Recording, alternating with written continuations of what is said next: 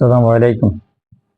Israeli পণ্য বয়কটের নামে বাটা শোরুমে যে লুটপাটের তাণ্ডব চালানো হয়েছে তা অত্যন্ত দুঃখজনক।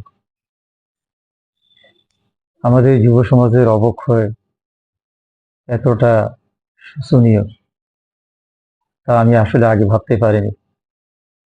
এখানে যেসব ভাইয়েরা এই লুটপাটে মত্ত ছিলেন তাদেরকে আমার কাছে মনে হচ্ছে ওনারা স্কুল কলেজে ইউনিভার্সিটিতে লেখাপড়া করে এরকমই মনে হচ্ছে।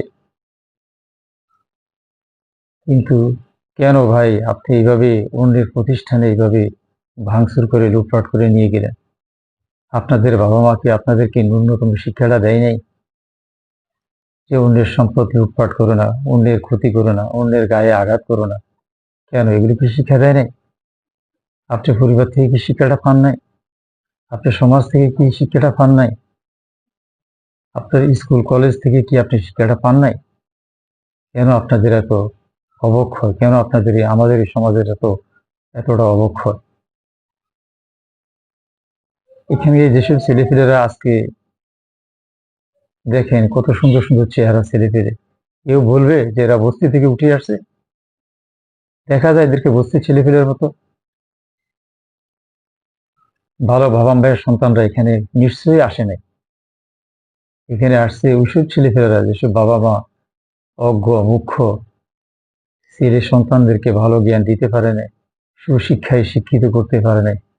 ঠিক ওইসব ছেলেপেলেরাই এখানে আসছে, আসি লুটে ফুটে খেয়েছে। কত টাকা জুতা নিয়েছেন আপনি?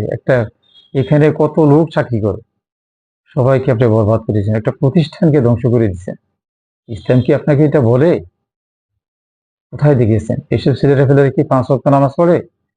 যারা 5 ওয়াক্ত নামাজ কালাম পড়ে তারা কখনো অন্যায় করে না, মানুষের উপর অবিচার করে না, মানুষের সম্পদ লুটে ফুটে খায় না।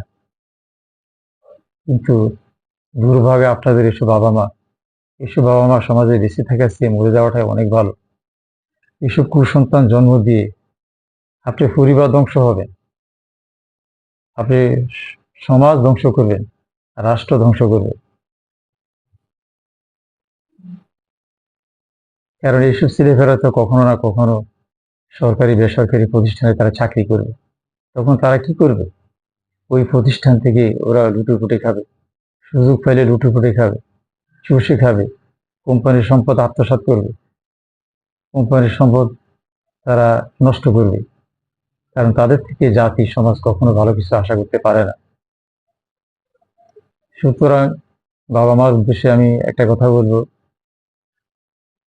সুসন্তান জন্ম দিবেন, কুসন্তান জন্ম দিবেন না। আপনার সন্তানকে আপনি ইংলিশ মিডিয়ামে পড়ান, ইউনিভার্সিটিতে পড়ান, কোনো অসুবিধা নেই, অন্তত ধর্মীয় জ্ঞানটা রাখবেন। আপনারা নিজেরাও চর্চা করবেন, সন্তানদেরকেও সুশিক্ষা দিবেন। তা না হয় আপনি আগাতে পারবে না, সমাজ আগাইতে পারবে না, জাতীয় আগাইতে পারবে না। দেখেন কি কি সুন্দর চেহারার এই ছেলেপেলেগুলা কিভাবে লুটপাট করে নিচ্ছে, বড় আফসোস লাগে।